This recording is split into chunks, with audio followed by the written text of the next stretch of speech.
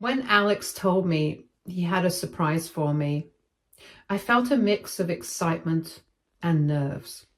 We'd only gotten engaged a few weeks ago and things were still settling. He told me he wanted to celebrate our engagement with his family at a fancy restaurant. I was touched at first, thinking this was his way of showing he was serious about blending our lives together. But something about the way he presented it didn't sit right. I asked him if I should invite my family too, but he declined. He insisted that his mother wanted to make it a grand occasion for his side of the family. Alex had a tendency to follow his mother's lead, so it wasn't shocking, but this felt excessive. I asked why we couldn't have a simple dinner at home or a smaller outing, but he brushed it off. It was about making an impression, he said, adding that his family was excited to meet me formally. I pushed back gently, asking if it was necessary to go somewhere so upscale. Alex laughed, telling me not to overthink it. He said his family loved to celebrate in style and hinted that his mother had already made arrangements. His dismissive tone left me feeling uneasy, but I let it go. This was his family's way, I reasoned. When the night came, I took extra care while getting ready. I didn't want to appear out of place at such a high-end venue. Alex looked dashing in his suit, and as we drove to the restaurant, I tried to calm my nerves. He reassured me that his family was thrilled about our engagement and couldn't wait to celebrate. I wanted to believe him. The restaurant was more luxurious than I'd imagined. Gold chandeliers, marble floors, and waiters dressed in crisp black uniforms. As we walked in, I felt like I'd stepped into a different world. Alex's family was already seated and they greeted me warmly enough, but there was an air of formality that made me uncomfortable. His mother, Claire, was immaculately dressed, exuding an air of authority that matched the lavish surroundings. She smiled at me, but her eyes held an intensity that made me feel like I was being evaluated.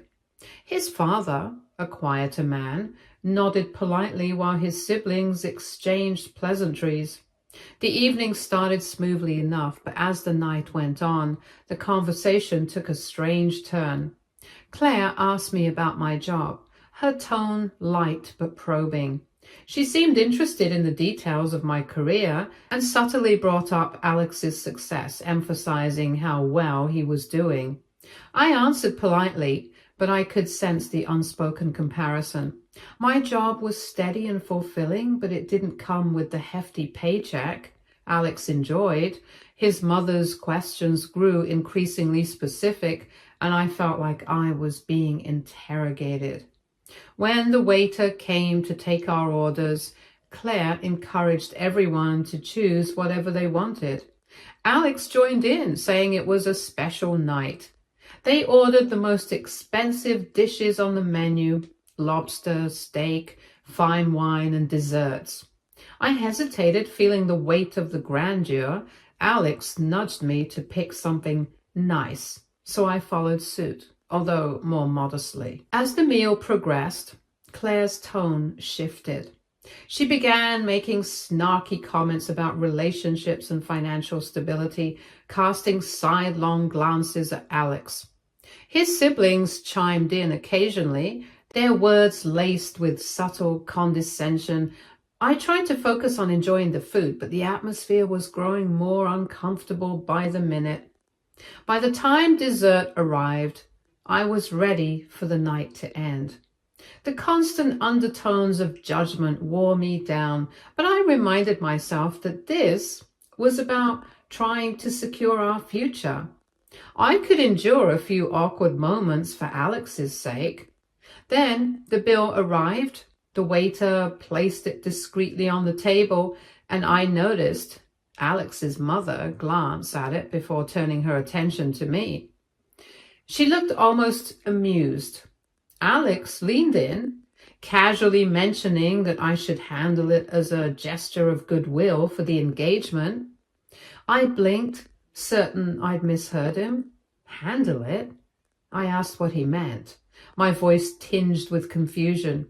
He smiled as if it were the most natural thing in the world and explained that it would be a nice way to show my commitment to becoming part of the family.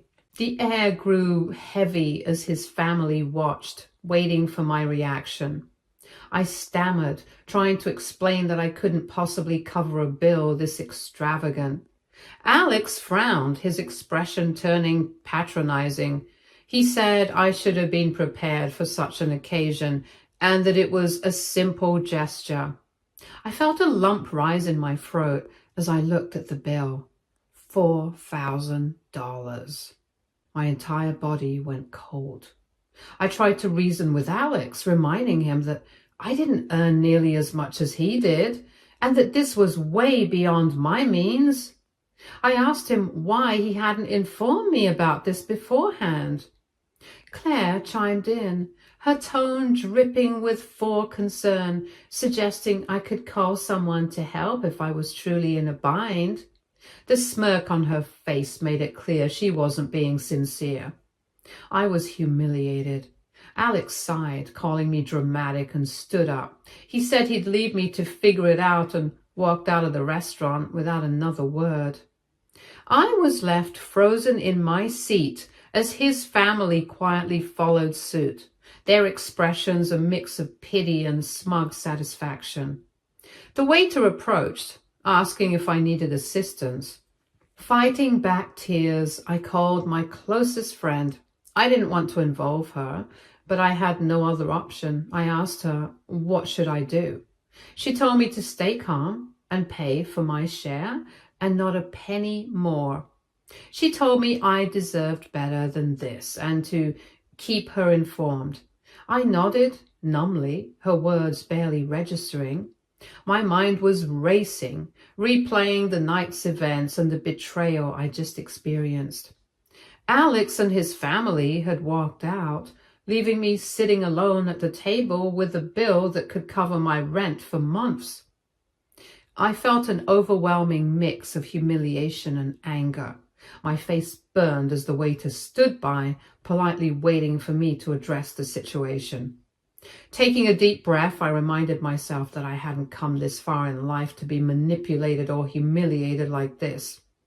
I reached into my purse, pulled out my wallet, and calmly handed the waiter my credit card. I told him to charge my share of the meal and to split the rest of the bill among Alex's family.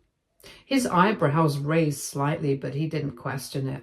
After a few minutes, the manager came over, likely sensing the awkwardness of the situation. I explained that my fiancé and I had just ended things, and I wouldn't be responsible for covering the cost of a dinner his family had orchestrated.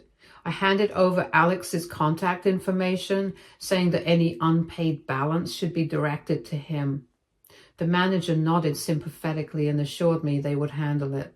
He asked me to give him Alex's family members' information. I didn't have it, so I gave him his best friend's information and Alex's home and office address. As I signed the receipt for my portion of the bill, I felt a surprising sense of clarity.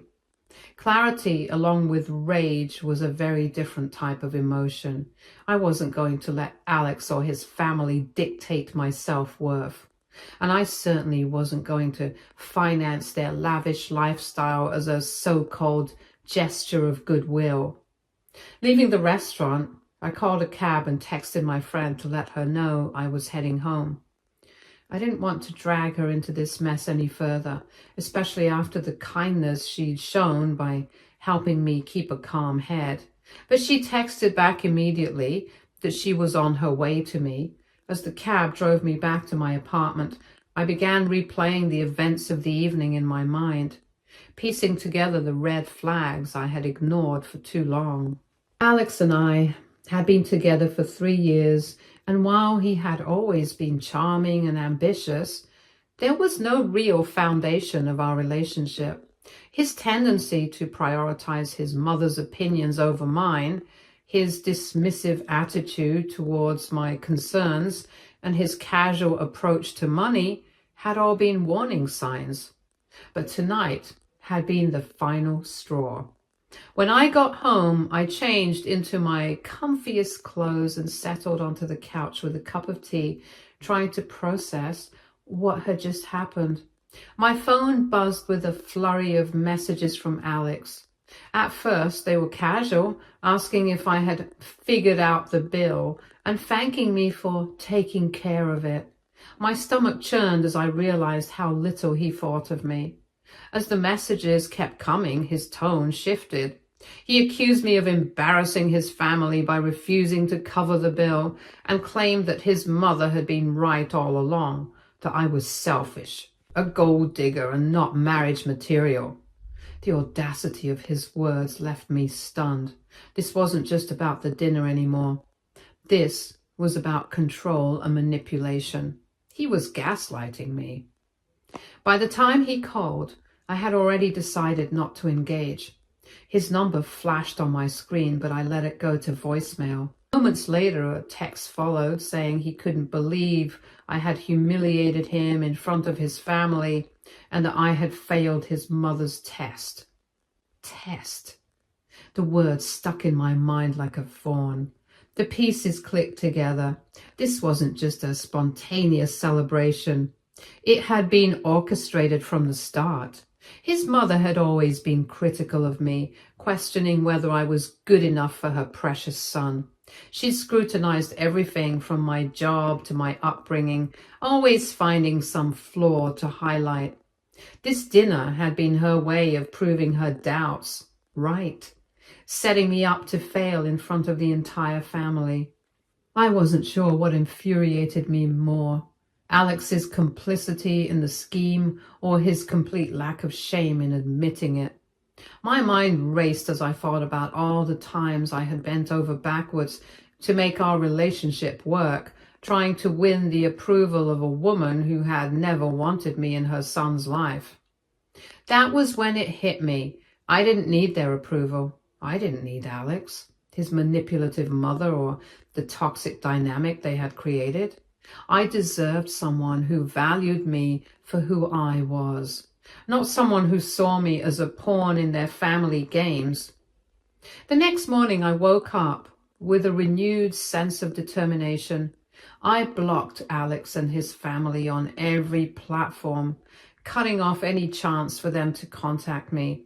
I didn't want to hear their excuses or their justifications.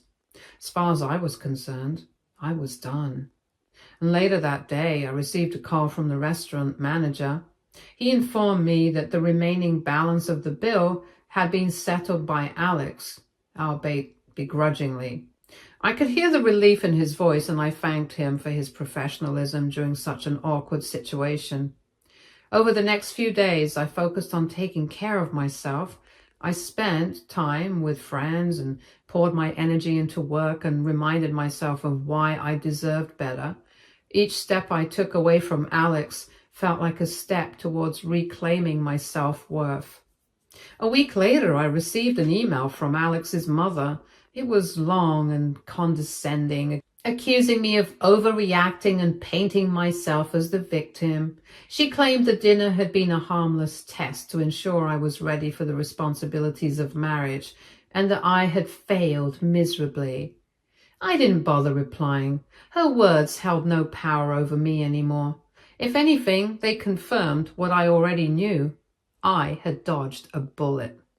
As humiliating as it had been, it was a blessing in disguise. It had forced me to see the truth about Alex and his family, allowing me to walk away before it was too late. Sometimes the hardest lessons come disguised as heartbreak, but I was determined to use this one as a stepping stone to a brighter future. I deserved nothing less. Update 1. I spent the next few days preparing myself for what had to be done. While I had already blocked Alex on all platforms, there was still one loose end, the ring.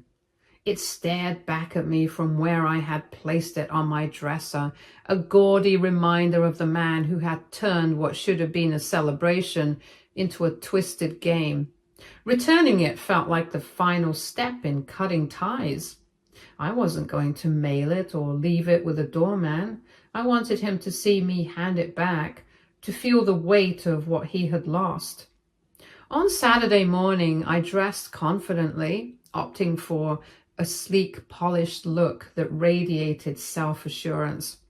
If I was going to end things with Alex, it wasn't going to be meekly or on his terms. When I arrived at his high-end apartment complex, I didn't bother texting or calling him to let him know I was there. Instead, I walked into the lobby and asked the front desk to call him down. The receptionist gave me a curious look but complied, paging Alex to come down. It didn't take long. The elevator doors opened and there he was, dressed in his usual designer loungewear, looking as smug as ever. And for a brief moment his expression softened when he saw me, likely thinking I was there to apologize or grovel. But that hope vanished when I pulled the ring out of my pocket. Before he could speak, I held it up and said firmly that I was done. I told him this was over and I wasn't going to waste another second of my life being a pawn in his or his mother's twisted games. His jaw dropped, but I didn't give him a chance to interrupt. I told him that I had paid for my share of the dinner and made sure the restaurant billed the rest to him, just as it should have been. I said it was laughable, that he and his family thought they could manipulate me into paying for their extravagant night under the guise of a test. I told him I saw through the charade, and it had only shown me how little respect he had for me, or for the concept of a partnership. By now, a few people in the lobby were watching the exchange. The receptionist was doing a poor job of pretending not to listen, and a couple of residents had paused on their way out. I didn't care. If Alex wanted to humiliate me by leaving me to deal with a $4,000 bill, I had no qualms about making this breakup as public as possible. Alex tried to interrupt, stammering that I was blowing things out of proportion and that his mother had only been trying to ensure I was serious about joining their family.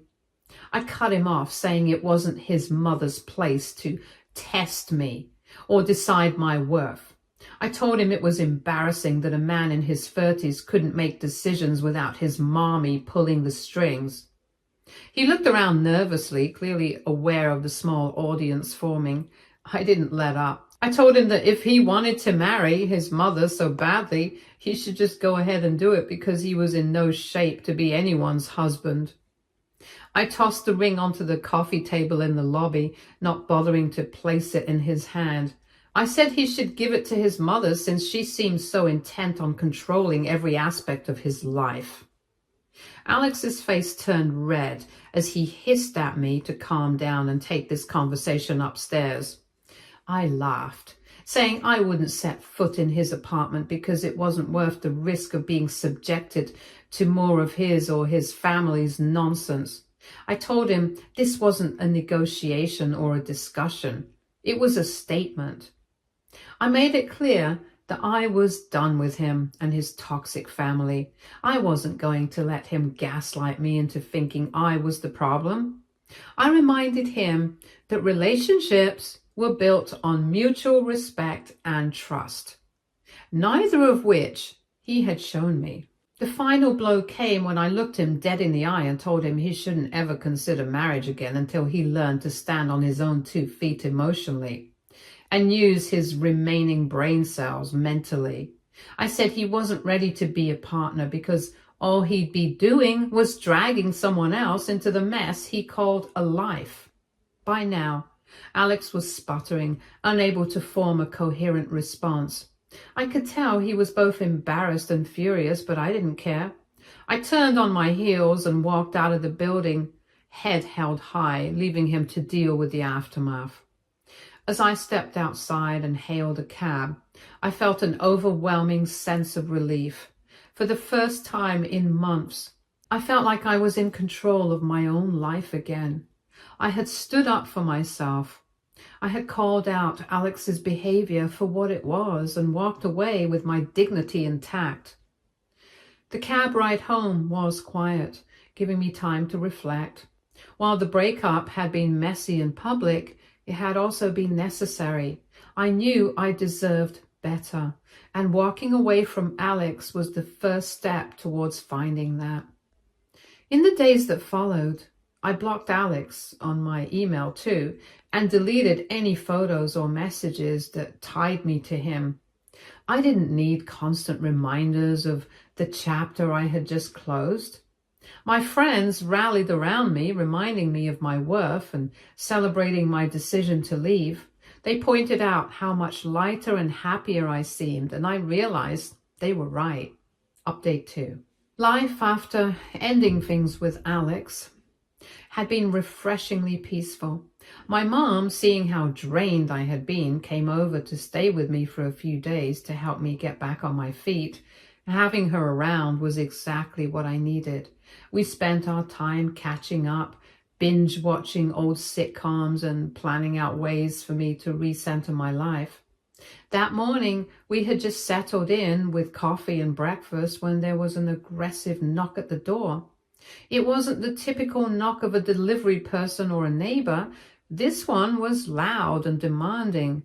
I could feel the arrogance coming off of it. My stomach sank, an instinctive sense of stress washing over me. Before I could even get up, my mom shot me a look, silently asking if I was expecting anyone. I shook my head, feeling a knot form in my chest. The knocking escalated into banging. My mom muttered something under her breath about manners being a lost art as she headed to the door. She didn't even ask who it was before swinging it open with the kind of confidence only she could muster. Standing there, in all her overbearing glory, was Alex's mother. Her face was typed with annoyance, her eyes darting past my mom and into the apartment as though she were trying to spot me. She demanded to be let inside, saying she needed to have a word with me about the damage I'd done to her son's emotional state and their family.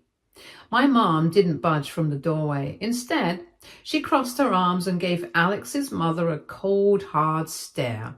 It was the kind of look that could silence even the most brazen of people, and it was clear Alex's mother hadn't been expecting it. With an icy calm, my mom told her to walk away or she would make her regret her pathetic existence. The words hung in the air like a thunderclap. Alex's mother's face morphed from indignant to horrified in a matter of seconds. Her mouth opened and closed, but no sound came out. It was as if she couldn't decide whether to argue or retreat. My mom didn't wait for her to make a decision. She stepped forward slightly, her voice firm and unwavering, as she told Alex's mother to leave immediately. She warned her that if she, Alex, or any member of their family ever showed up at my apartment again, there would be serious consequences. By now, Alex's mother had already started backtracking, her hands raised slightly as if to ward off my mom's intensity.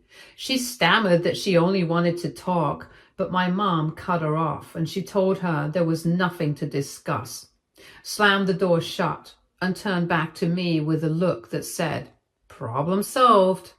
I couldn't help but laugh nervously at the sheer audacity of what had just happened. My mom, ever composed, walked back as if nothing unusual had occurred.